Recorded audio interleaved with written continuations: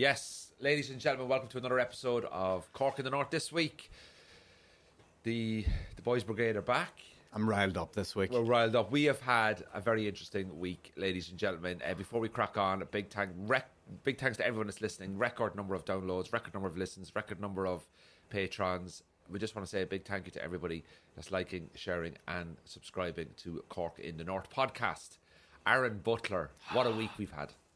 But first off, happy Valentine's. Happy Valentine's. Valentine's Day on Tuesday. This is how we're spending our Valentine's. We're actually recording this on Valentine's Day.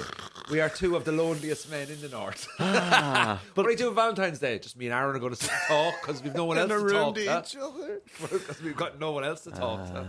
Oh, here, tell you what, it's a bit warm in here. Can I take this jacket off? Yeah, sure. Sorry, just take this jacket off. Sorry, just take this jacket off. He's got a Lavery's t-shirt just what's advertised. this? Oh, is that your God. extra show? Oh my god, I didn't even know I was wearing this. Oh my god, it's so God, embarrassing. so embarrassing. Oh my It's god, not yeah. Apparently, this is the second show that's on sale for me that still has plenty of tickets left. So AaronButlerTickets.com. Anyone that went to your show the other week. What date is this? I The 7th? think it's the 7th of May on the bank holiday. Sure, what else would you do on the bank holiday? Oh, sure, it's a bank holiday weekend. The king gets coronated, and then the Fenian king gets coronated in Lavery's. Oh, okay. aka And this is your second show because you've sold out the first one. Guys, people are Aaron, tickets to the first one? Guys, no. Because I couldn't if I wanted to. I want to give you the ticket. I can't because it's sold out. But the second one is very much still on sale. Okay, well, welcome to the Sold Out Club. Well, hey, it's good to be. Where do I get my membership card, Andrew? Is there an initiation I got to go through? Sunday the 7th of May in the Lavery's Comedy Club in Belfast. Aaron's second show because it's sold out. It's called Africa because Aaron found out he comes from African descent. And look, guys, you'll learn more about that on the night. Going to be a wild Matata. night. Oh, namaste. Dosto. I don't know what that Namaste means. is not right, mate. That's not right. Look, it's right where someone comes from. And that's the important thing. Happy Valentine's. Happy Valentine's. My Valentine's Day goes, what's the love of your life? And I remember just looking at my golf clubs this morning. I went, that's the love of the life there, mate. That's the love. The 7-iron is the one that does it for me. But listen, ladies, 7-iron's not going to complain me. 7-iron's not going to fucking... Why you not... Get her fucked, mate. Get it out. 7-iron's not going... Why are you not taking me on holiday anymore? 7-iron's looking You after don't you. fucking pay your way. Exactly. You've a wait now. I'm going... Pay your way. You have to pay. We're equal. You have to pay your way. I'm a good friend. You've a bit of fluff on your chin. Oh, that's I the don't know where it scarf. came from. Yeah. You've scarf. I'm wearing a scarf at the moment. Is it there as well? Oh, jeez, it's a scarf. I'm wearing a scarf. I look out for you. Don't Thanks forget very about much. that. Thank you. So, Aaron, we need to recap on the last week. So, Ah, yes. a big success, ladies and gentlemen, for comedy in Northern Ireland last week. Wow. And not just comedy in Northern Ireland, but comedy in general. Let me just put this to you. Hit me. Saturday night, there was the comedians boxing at the Ulster Hall. Oh, yeah. Which, if you subscribed and signed up and joined the Patreon, you help donate loads of money to a male. Is it male or just suicide prevention charity? It's not Pips Suicide Prevention. Pips Yep. Suicide Prevention charity. Also, I did a show at the Black Box. Aaron was with me. But not only that happened on Saturday night. When after my show in the Black Box, I was in the bar and I met Jen Brister, the comedian from England, from Brighton, and she just done a show at the Mac. And then Alison Spittle was there as well, comedian from the South. And I was just like, every single one of us had solo shows on. Every single one of us shows were full. And then the boxing was on. I just thought, what a great night for the city of Belfast in terms of live entertainment and comedy, that 4 shows could be on, probably accommodating, nearly a couple of thousand people. And the shows are busy. Well, not just busy. They were all sold out. I believe sold out. Alison's sold out. Everyone was sold out. Yeah. Everyone was sold out. So, The like, boxing it was sold just out. absolutely brilliant. But we started. I did the Black Box for the first time in the big room, and what do you think? That room has come on because I've been gigging in that room for 10 plus years now, and I remember about 10 years ago, it was okay. It's just progressed so much. Like the room that it is now is lovely, and they've got the tech all figured out. Like back in the day, there was a little bit ropiness to that, but they have the Black Box staff who are in there now managed to, whatever they've done, they've really turned that place around after COVID, and what a room to perform in. Oh, listen, what a day. Yeah. I couldn't believe it because I was in England the night before. I was in Leicester doing the Leicester Comedy Festival, and I fucking, the madness of the travel. Like I flew into Manchester on the Friday, got there for like midday, checked into the hotel in Manchester because I can't get to Leicester. So I've got a mate of mine, Ed. He's a lovely fella, and sometimes he do a bit of driving for me. Like if I have a couple of gigs in the northwest of England and I can't get to them by train or whatever, and he picks me up in Manchester at like 3:15, drives me to Leicester because of traffic. It took us nearly 2 hours 45 minutes. Wow. I arrive in Leicester, I do 2 shows, one 15-20 minute spot, then I do an hour, finish that, get off stage at like 10:15. Then he drives me back to Manchester. So I get into my hotel for like 12:30, 1 o'clock. Sleep, conked, exhausted. Out of bed the following morning at 8 a.m. And in fairness to Ed, he was passing and he messaged me. He said, look, I'm at home if you want me to drop you to the airport. So he picks me up and drops me. I know he's Irish. Like he's from Galway, like, you know. And lovely fella. And I get home on Saturday for about 1 o'clock. And that night I've got the Black Box Theatre that night. I'm very nervous about it because 190 people have given me their Saturday night. But what needs first, mate? Ireland, France, fucking Dublin, right? So that's at 2:15. So what I did was I got home, straight down to Tesco, got some supplies in. I thought, right, I'm not going to think about my gig until after Ireland, France match, right? And I put on a gig, I put the heat on. Whoa. That's how much of a good mood I was in. Darren, I know you don't know this guy too well, but let me tell you, doesn't part with his heat that easy in this day and age. I have leggings, I have long johns. He does. I have something like 20 throws. Yeah. Like the heat does not go on. But I put the heat on and I was so relaxed. And then I watched this phenomenal performance by the best rugby team in the world. France. France. Anyway, and I text you and I went, are you all okay for tonight? And you're like, yeah, grand. So then I decided to get a cab into Belfast at about 5 o'clock because I was meeting Jade, who's been on the podcast before, who runs the Belfast Empire, who was promoting the show. Yep.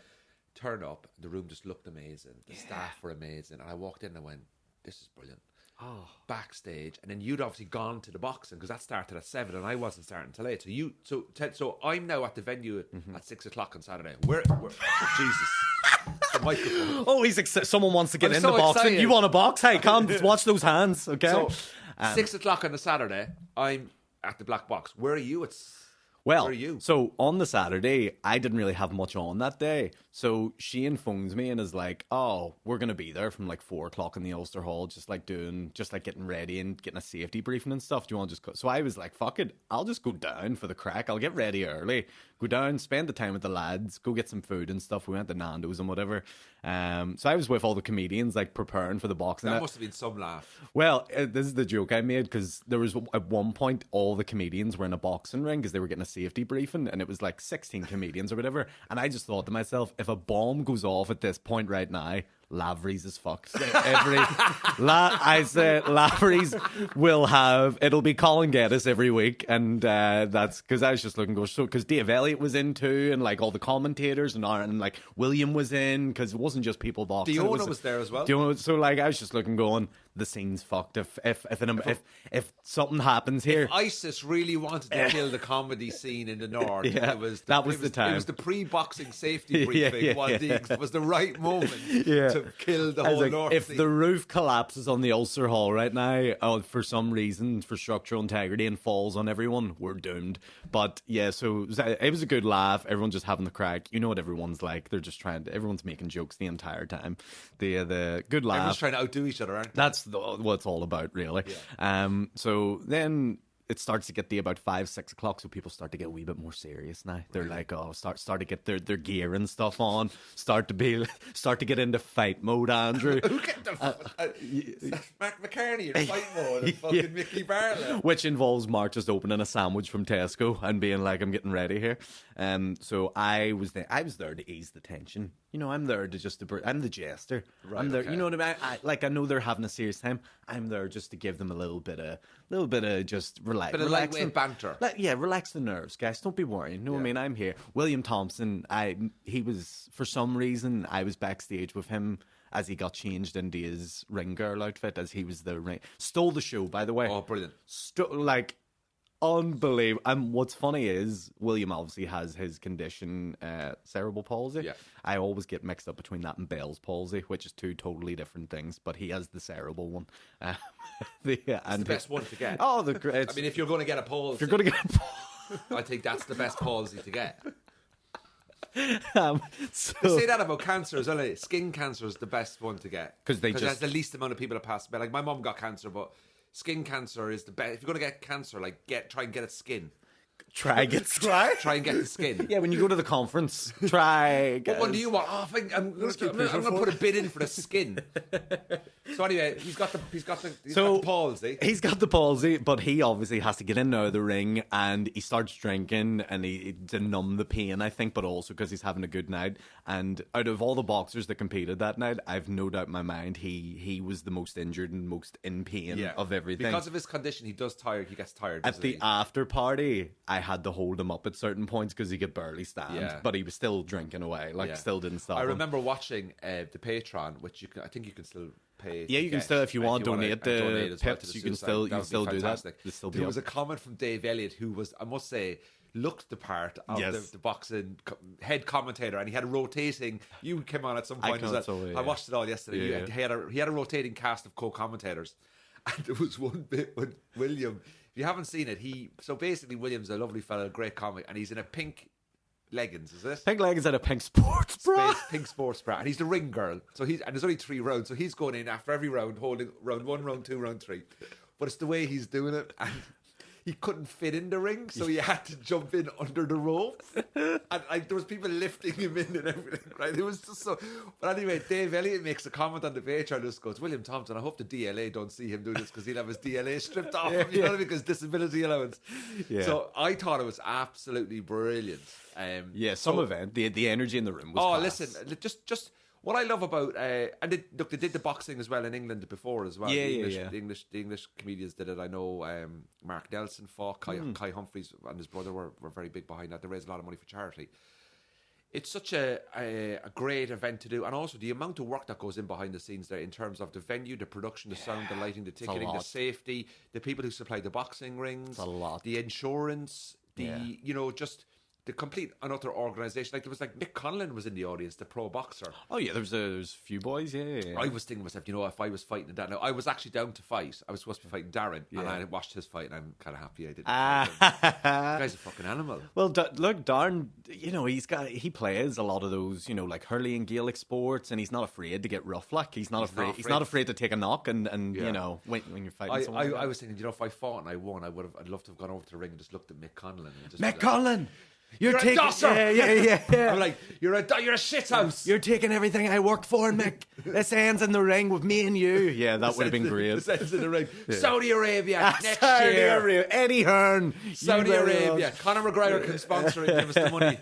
But I watched it, and there was sometimes in life you might suffer from fear of missing out. Oh, FOMO. Sorry, photo.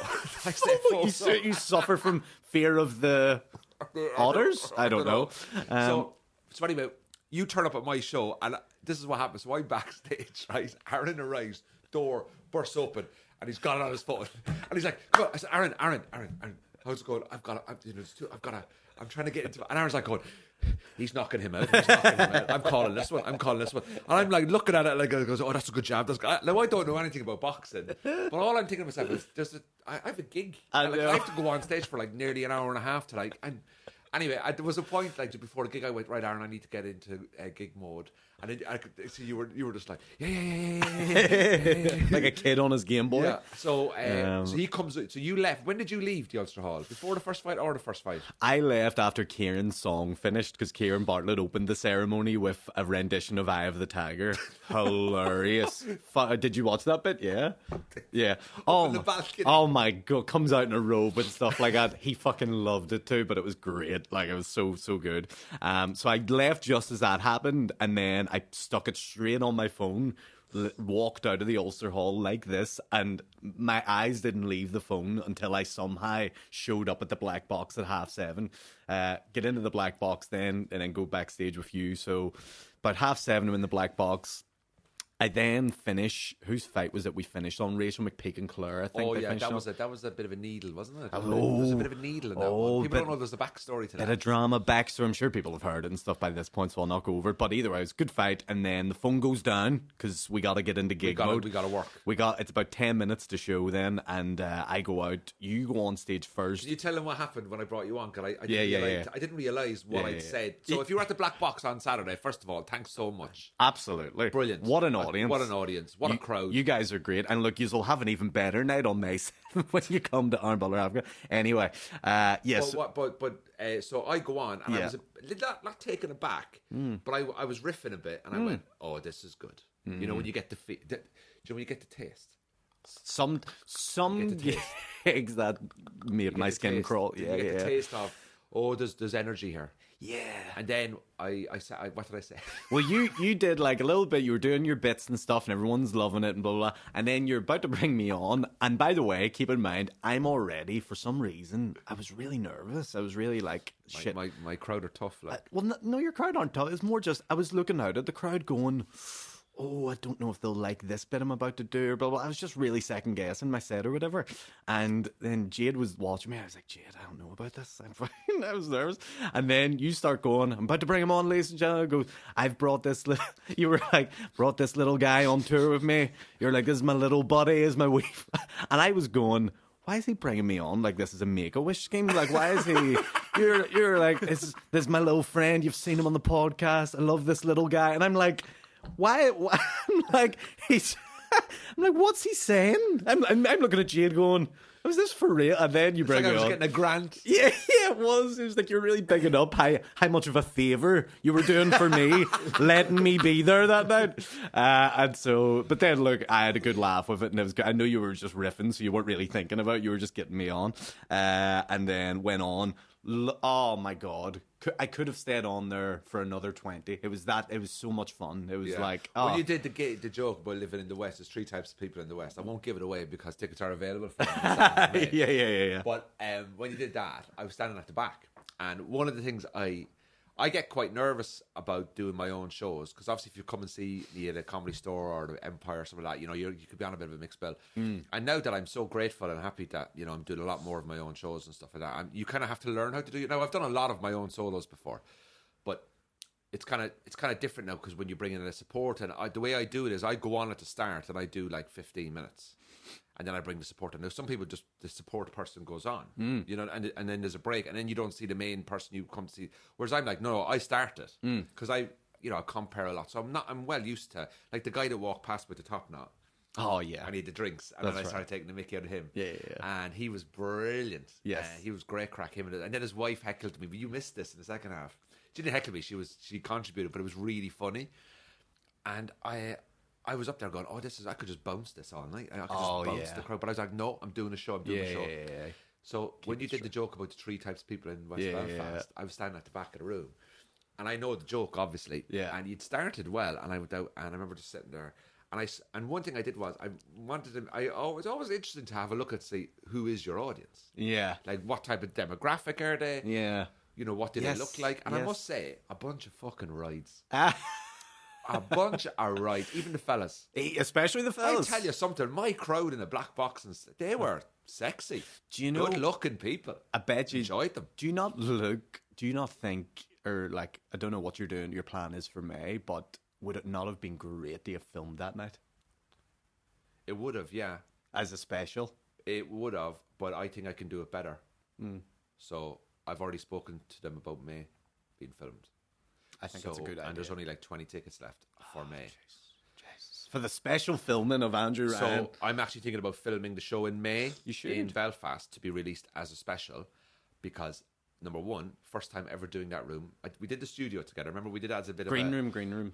We did the green room in the black box, and that was interesting. And it was 50 people, but this was 190, just a sea of energy. But I want to go back to when you did the 3 people in West Belfast. I was watching at the back, and I went, "Oh, I know what's coming here now." That joke is a lot of timing in it. Yeah. All about timing. Yes. And then when you did the punchline, it was like this release. And ripple. As soon as you did that, I just stepped out the back and they went, "He's smashed." And I heard it, and I went, he's gonna blow it. I'll leave him on autopilot here. Yeah, he's good. Shawnee, what was it called? Shawnee Apple Tart. Oh, Shamey Apple Tart. She did Shamey Apple, because I was watching a couple of people on my right. I was sitting there kind of watching it, because I watched the first bit, and I was like, and I just looked. There was a guy there. He was like, and he just fell laughing. You know? Yeah. But I went back on in the second half, and I was nervous. Like, I was very nervous. Right. I was very nervous, and I went back because, like, I want to give people value, and I want people to laugh, and I want people to have a bit of a joke. And I was telling a story about going to vote for the first time in the North, and I was wearing my Republic of Ireland soccer jersey, and I was going around to the polo booth, and I was getting to the kind of punchline. And basically, the punchline, the story is about a DUP person trying to flyer me to vote for the DUP, but while I'm wearing a Republic of Ireland soccer jersey. And we kind of both look at each other and we both agree that, like, this is not going to happen. But I just do this thing where I say, like, Alliance 1 and 2. So I'm going to vote Alliance 1 and 2. And this woman in the audience just goes, Alliance 1 and 2. You know, like, just for no reason.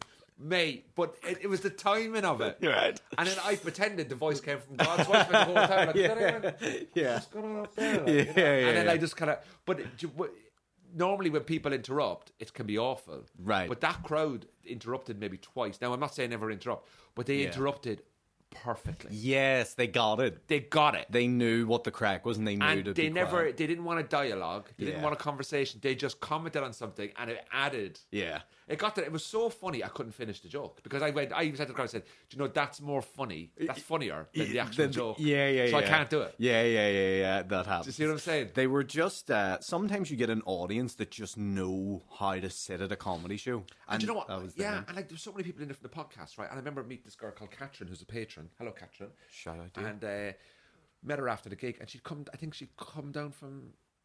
Did she either come down from Derry, or she lived in Belfast and she was from Derry, or was it her friend? I do apologise if I got that wrong, Catherine. But met her afterwards, and she was like, "Oh, I listened to the podcast." I was like, "Oh, you're a listener. That's brilliant." And then, "Oh yeah, come to the show and stuff like that." And I was like, "This is fucking wild."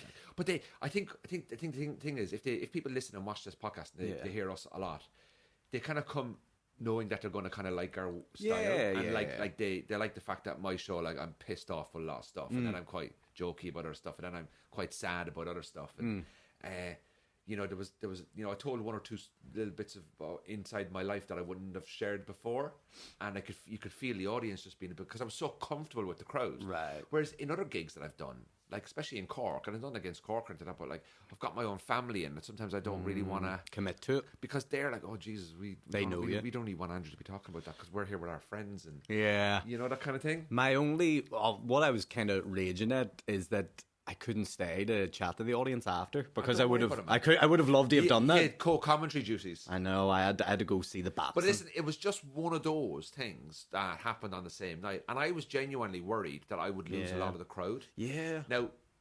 when you do a solo show, you know, when a show says that it's like sold out, all the tickets have sold, but that show could have sold out 2 months in advance.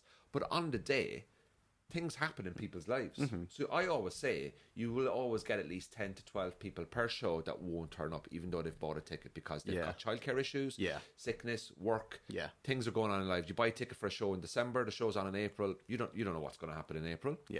You might not be available that night anymore. So there's always 10 or 12 people. So on the night, I think we had about 16 that didn't show, but I thought I'd lose about 30 to 40 because of the boxing. Well, the issue with the boxing is the tickets sold out so quickly for the boxing that probably many people who had tickets to your show most likely didn't even get tickets for the boxing because they were that scarce to get. They really were. Like, and is the boxing going to happen next year? Oh, I would be 95% certain. Because I want to fight next year. And I would say next year it happens in the arena. I want to call out someone. I want to do a video.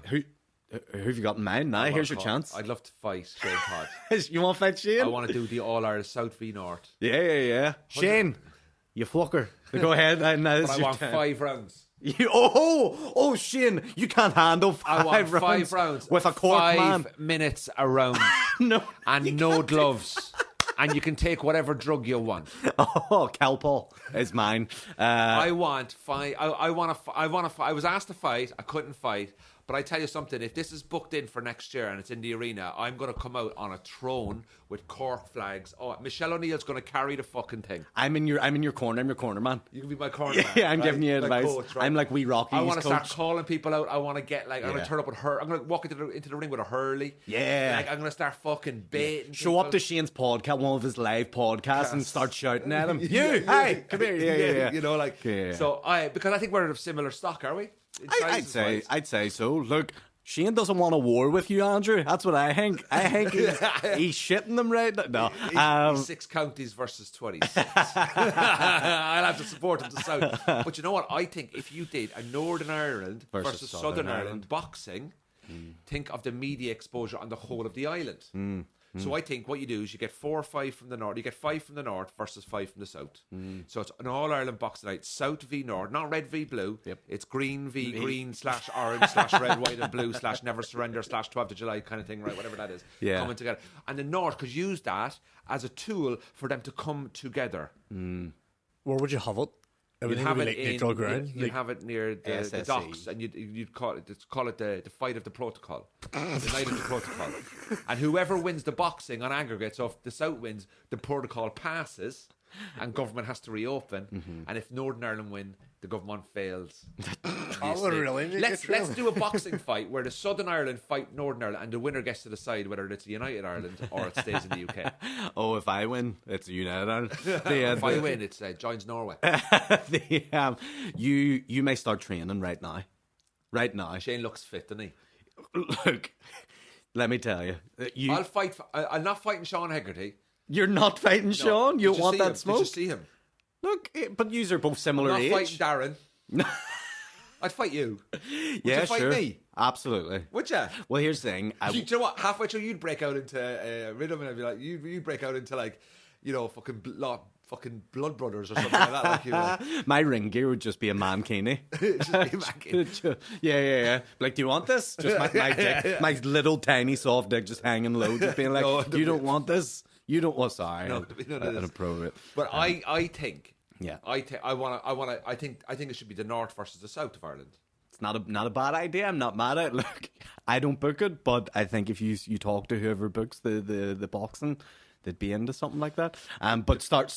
If I were you, I'd book into a boxing gym tomorrow. I would get Chris Kent fighting. So I've heard rumours that he boxed. He's had like 16 amateur fights. Oh really? I've sparred with him. Oh, that's. And he hit the pad, And I went, all right, mate. And he went, oh, is that too soft? I was like, you what? And then he just fucking in again. He's on Lavery's this week. What's like a southern comedian that's really good, but maybe would be a bit weak and feeble? Maybe a bit skinny, but not athletic. What I'm saying is, you want that one? That's who I'm fighting on the night. Okay, give me that person. Give me the William Thompson of. That'd be me, I think. I think that's me. Look, yeah. I just don't want to get back in the ring again. Because you're afraid of the person that'll be unleashed. You're afraid of what comes with that. It's just the stuff. I mean, the families I've ruined. Yeah, I hear the damage I've done. Look, in the 90s, I would just hate to see the person that comes out of me if I get into that mindset again. Hell's coming with me, and that's a dangerous. I think I could take down a government. Wouldn't be difficult. This government, there is none to take down. Hey, you fuckers, get back there, you bastards! Sorry, Tiernan. Back to work. Sorry, back to work. Tiernan agrees. Thanks for the 600 quid, though. Yes, cost of living. Yes, good. I'm off to Ibiza. Good man, Rishi. You're off to crack off. I'm off to crack off. Actually. The not quite Ibiza, but yeah. So look, I want to get in next year. Let's me and you both sign up to a boxing gym. I thought Ronan Boyle was hilarious fighting. He seems to have a bit of background in boxing, does he? Well, he's former MMA fighter. There you are. Aye. There you are now. Yeah. It tells you everything you need to know about I won't it. get back in the cage again. No, me neither. I'm a violent man. I wouldn't. Nobody insure me. Well, look, people were saying, Aaron, why didn't you do the commission's? Well, the commission wouldn't approve these hands. They wouldn't approve these hands. I wanted to fight on 1 ounce gloves. No gum shield. Yeah. I wanted and your parents have to sit at the front row and watch your son get beat up. Absolutely. A job I've no fucks. So. By default, you've an advantage. All right, mate, let's not talk about that. Sorry. All right. My bad, mate. I apologize. That's how I would beat you in the ring. I'd just start bringing up emotional issues. Me and you in the clinch. I'd go, how's your mum? How's your dad? And that's how it would go. And you'd immediately go, break down. Oh, man. But what a great week for Belfast. Great week for Belfast, great week for comedy, great week for Pip's mental health. And do you know what? Just more than anything, it's a great event just to get all the comedians together because it's very rare that we all have like a bit of a night out after and things like that. So that and the night out, so we went over to Pug Uglies. Went over to Pug Uglies for a bit. By the time you got there, I was ready to get out. Yeah, and the bad thing about it was Aaron was going and I said, where are you going? I've got to go pick up my dad. Pick up my dad. Yeah. Where was he drinking? I was in the PD drinking, so he was good man. Yeah, and the lady from the Black Box, Catherine, who is patron of the podcast, she said to me, when's Aaron going to take you to the PD? Ah. So I said, you know what, I'll go to the PD somewhere. I'm going to go now and probably go drink with your dad or something. Oh, 100%. He'd love it. He loves a drinking partner to go with Does him. your mum go to the PD? Oh yeah, my whole family. We bring friends. We bring friends from Protestant communities. Like, PD's a great place. So what do you do with the Protestant community friends? You just show them off? Like... We do. we go welcome. Okay, yeah. What a great week, ladies and gentlemen. But I tell you something, Aaron. I am sitting here today, and this afternoon I have to drive down to Dublin because I'm performing a private comedy set for the Irish Wind Energy Association. Boring. The Irish Wind Energy, and hopefully they'll blow me away. What are you going to do? Just fart at them? I've got some Irish wind for you. But I woke up this morning because yesterday I had fucking tradespeople in my house. Oh, now I seen your Instagram story here. The drama. Your Instagram story stressed me out. Made me have like cold sweats thinking about it. What happened? So I've decided to spend a bit of money on my house. Yeah. Which so I'm doing the ensuite, and I did the bedroom in the ensuite, my bedroom in the ensuite. So I found a painter on Instagram. Of course. Absolutely brilliant. Of course. Do you ever meet a tradesperson? You're like, oh, you're annoyingly good. You know the way a tradesperson is like, oh, I'll turn up at 9, and you're like, oh, they'll be here about 20 past 9:30. This guy was like, I'll turn up at 8. He arrived at 7:45. I wasn't ready for him. That's the guy. I wasn't ready for him. That's the guy. I opened the door in my boxers. Paint that. Paint some trousers on me, big man. Not a great way to make a first impression. Anyway, did a great job, painted for me. I was changing the toilet and the sink in the ensuite. So bought all the stuff, got a plumber. Plumber came, did all the stuff, which was brilliant. Great. That was great. Then I had to get a tiler to come in and tile the floor in the bathroom. Found a tiler on mybuilder.net or my I mean, that sounds so dodgy. mybuilder.co.uk. Sounds so dodgy. You basically post the job and a load of people reply. Wow. And you kind of read the reviews, and this guy turns up. He's absolutely brilliant. Okay. Really nice fella. But he came on the same day that I was getting the boiler changed. £1,800 for a boiler.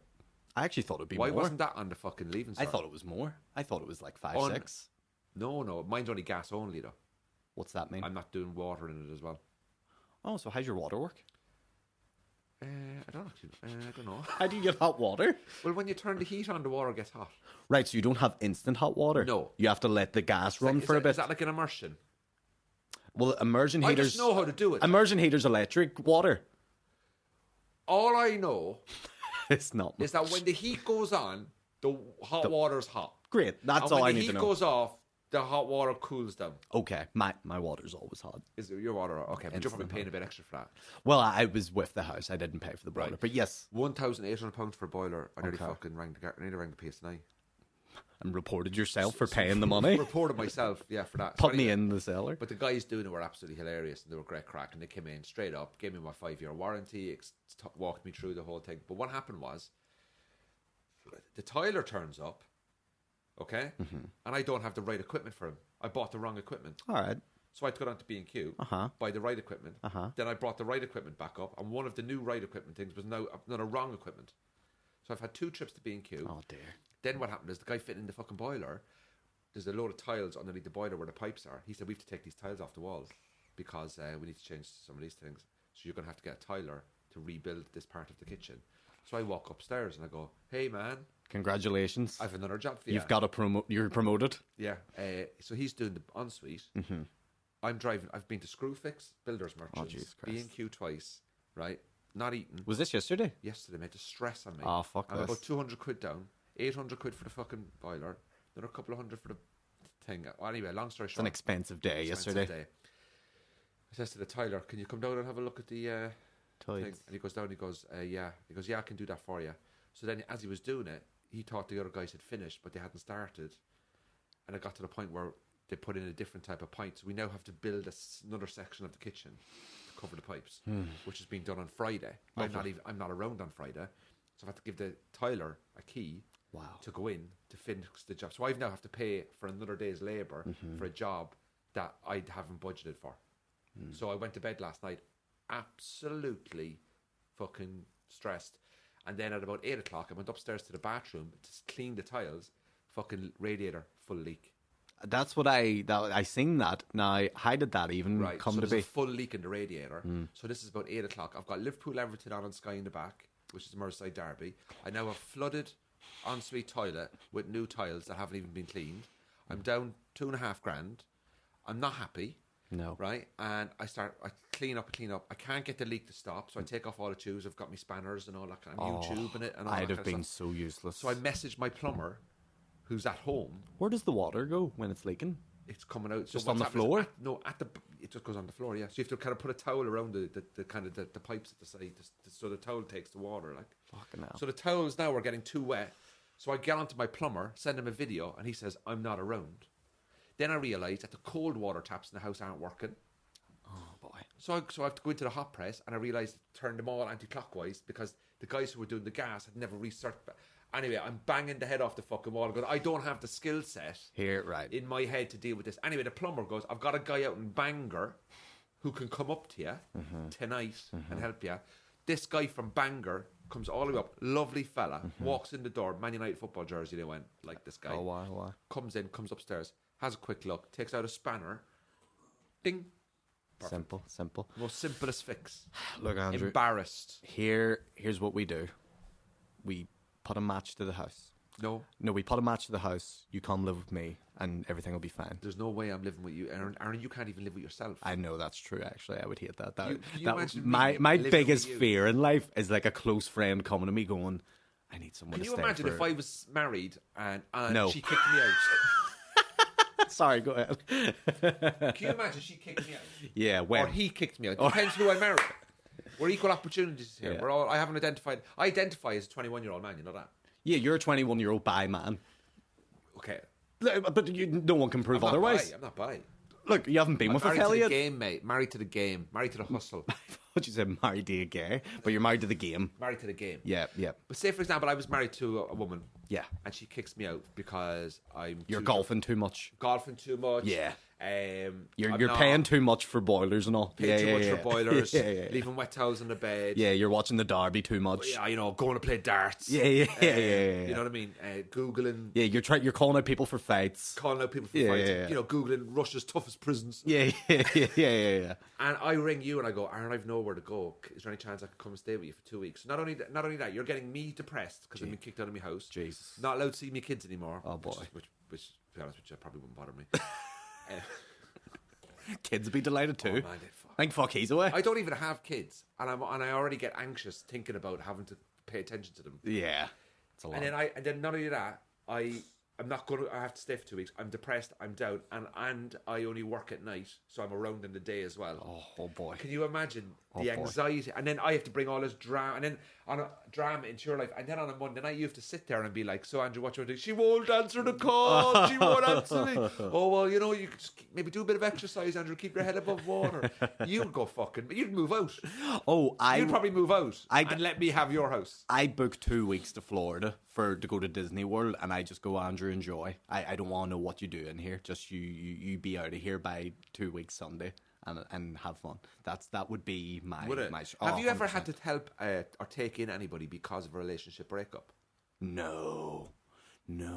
Have you ever had a friend ring you and say it's kicking off at the house here? Can you come up? No. And look, it might happen one day. Who knows? I mean, the odds are it more than likely might because I'm that friend. But How would you?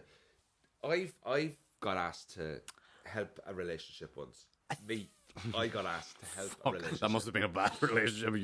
I was asked to help people talk through their relationship once. And how did you handle that? I just said he's right.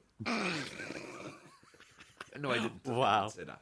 Yeah. He was drinking too much. These are friends in England, by the way. Yeah, it wasn't you. They just said, she said to me, like, can you have a word with him about his drinking? Yeah. And I said, how are you getting on? So I said to him, they're still together. Have a word. Are you trying to drop a clue who it was? Was it Dan Nightingale? Which They're still together. They have 3 kids. And his girlfriend at the time just said to me, like, he's drinking a lot and all this kind of stuff. I was wondering, would you be able to maybe say something to him? Because, I like a drink, but quite controlled. So how do you approach that? So what I did was, we were out having a pint and I said to him, I know he asked him, you're really helping him there, aren't you? No, but No, but like you don't like. I know that's. He's drinking too much. What are you going to do, Andrew? Well, bit of a strategy here. Took him out for a pint. I think I should take him out for a drink to tell him to not drink. Maybe you should go for coffee, Andrew. No. Listen. Here's a bold idea. You know why psychologists do like shock therapy? Like if you're really into porn or something, they make you watch loads of porn. You're like, I'm gonna take him for all the drinks so that he'll stop. This is me. It's like getting a heroin addict. Like, I want to get off the heroin. We just have a need. We just have a hit. It's like Homer and talk about the hit. Homer Simpson in hell getting all the donuts. He's just like more. No, I took him out and we were chatting, and I just said to him, "Oh yeah, how's things with so and so?" And he was like, "Yeah, it's okay, just kind of like falling out a little bit later." Because where do you think that's stemming from? And then as you're holding it, and he was like, "Yeah, I think I've been drinking a bit too much." And I was like, "Okay, so, well, maybe focus a bit more on home." Like what do you say? You were like, "Me." A bit more I was on like, home. "Sure, let's make this our last. Yeah. Sure, let's make this the final one." And then after about 5 pints, when I got the taste, I'm like, "Fuck her, mate. Keep it up. Keep it up, mate. She doesn't know how lucky she has it." Shots. Yeah. I did that, but they're still together, and All because of you. all because of me. No, they're not still together all because of me. They're still together because The White Oprah. But The White Cork. No. if you have relationship issues, come to this guy. and you want any help or support, give me a call. This guy'll take you for a pint. I will fix it all. If you have post-traumatic stress disorder from a car crash, I'll take you for a drive. And If you yeah, what else? If Butler cars in Newcastle. if you suffer from fear of heights, ring me. We'll fly to another country and have a great time. We'll go on a private helicopter ride that Andrew's and I'm going to show you the driving. beauty of the world as it is seen from above. Yeah. If you've got an issue with I'm trying to think of another analogy. If you have arachnophobia, Andrew will take you to a spider village and cover you in spiders. Are you trying to think of another one? If you have fear of boating, if you have fear of the water, I think we peaked. If you're, look, I peaked in my 20s, but yes, yeah. But you know what? When you talk about say you've peaked in your 20s, I haven't really. I'm fucking feel amazing. I'm still. Can we just say firing on cylinders? Go ahead. I recently finished my final trip to Newry for my stomach. You're the one that says I talk about my hole too much. Fuck's sake. No, honestly, mate. Honestly, yeah, you're good. I went for my last trip. Now, on the last trip, did a load of more gunk come out? Yeah. Even more? So let me just tell you. So a couple of episodes back, me and Aaron were talking about I went to Newry to have my stomach cleaned. And went to this company down in Newry who we gave them a shout out. And in fairness, quite a few people called the company and they were very grateful. They got some new business. Now they didn't pay us to do this. We none of us have been paid for any of this.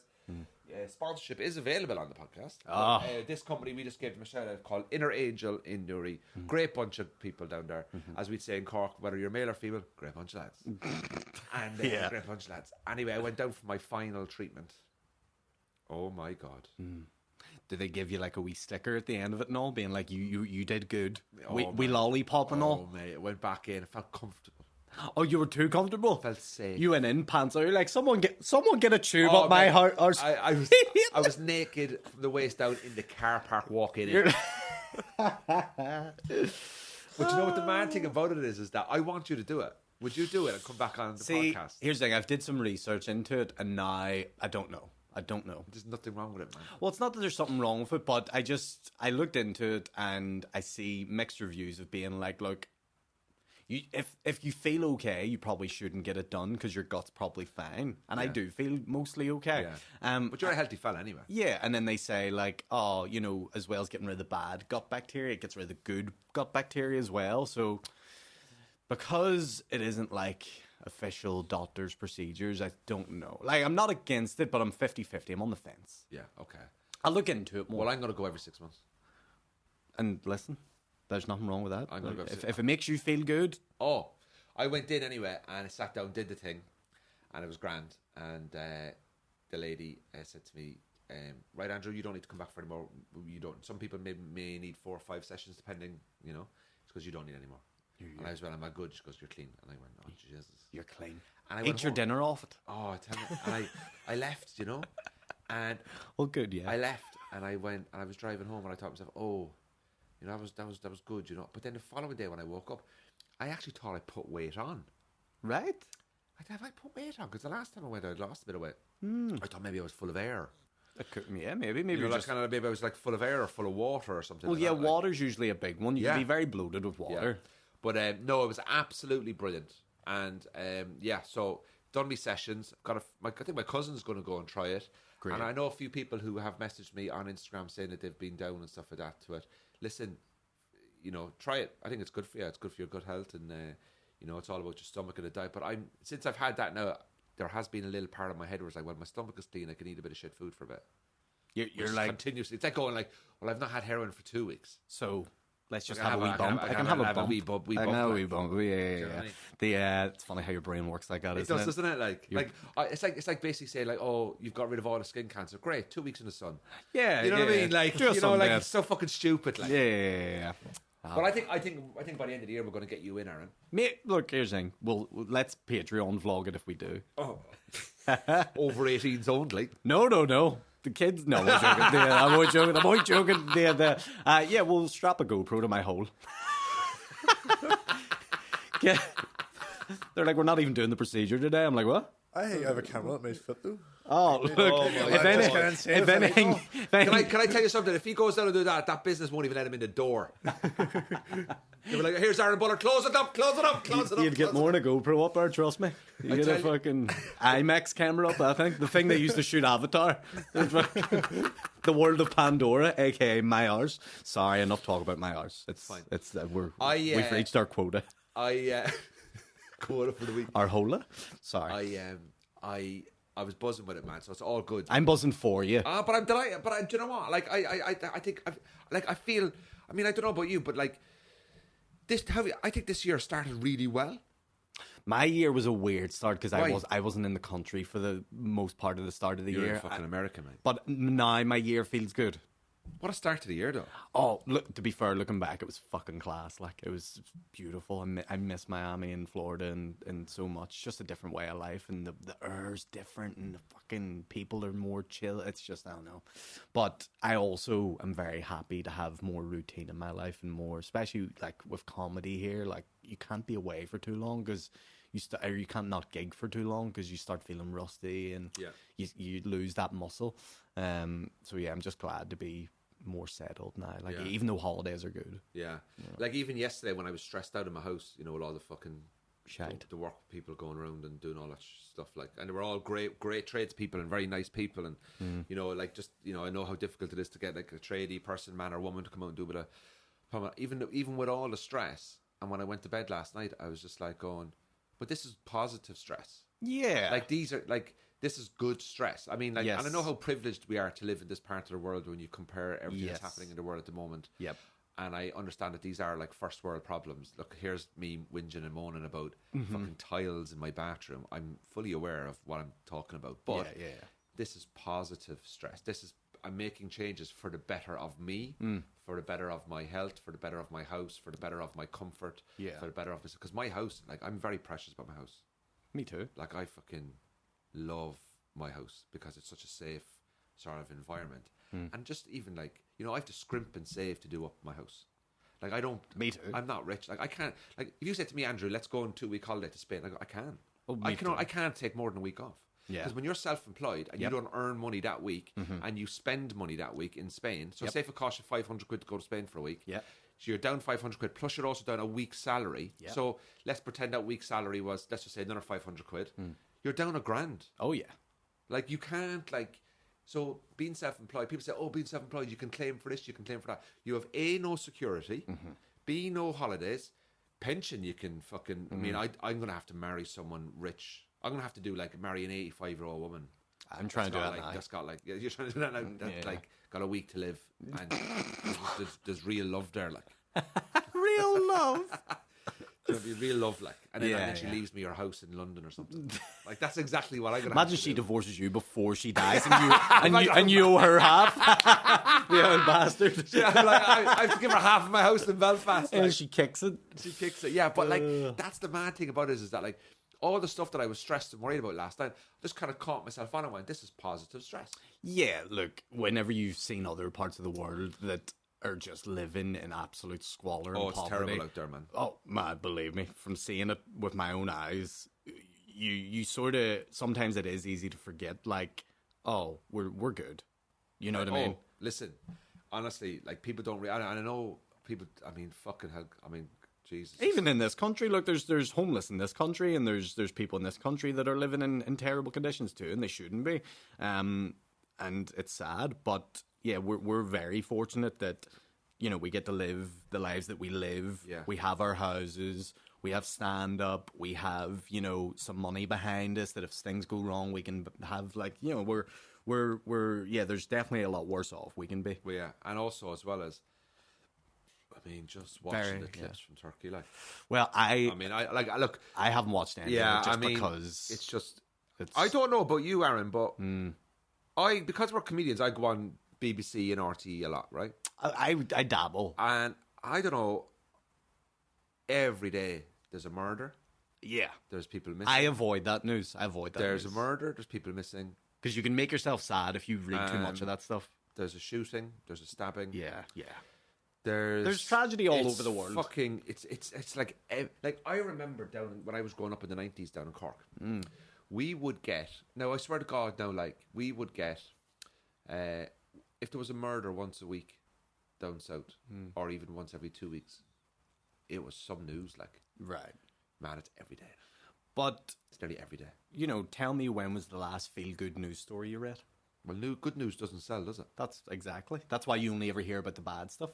Which is why I kind of don't read into, like, if I see a headline that's, you know, I'm not saying like scaremongering or whatever, but if I see something that's like just really trying to fucking, I kind of tune out a little bit, because there's most likely not going to be, number one, it's not going to make me feel great. Yeah. I'm not going to read it and come away from it happier. Yeah. Number two, you know, you've your own life and things going on yourself that you should be focusing on and improving your own self. Number three, you know, if I am reading the news, I kind of want to do it, number one, to just keep the finger on the pulse of what's happening in the world, but also because when you do stand up and comedy, you do kind of look for inspiration from what way the world is at the minute, what the environment is politically, socially, financially, you know, all the rest of it, that what's happening that way.